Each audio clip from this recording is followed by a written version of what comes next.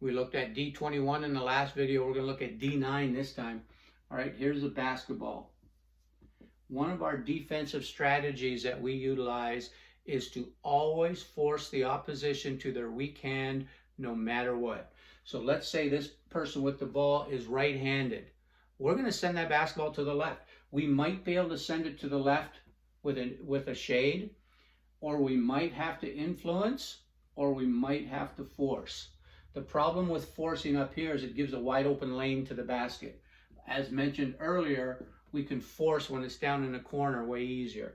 But if we say, let's take force out of here for now, even though that is one of our angles.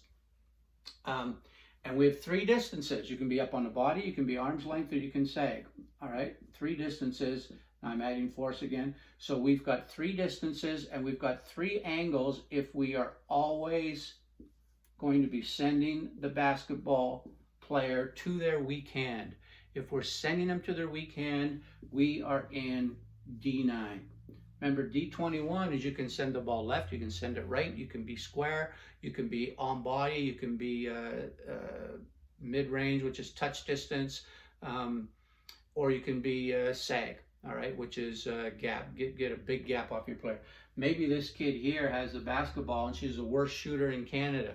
If that kid has a basketball, you might want to influence or possibly force with a big gap. Let that kid shoot.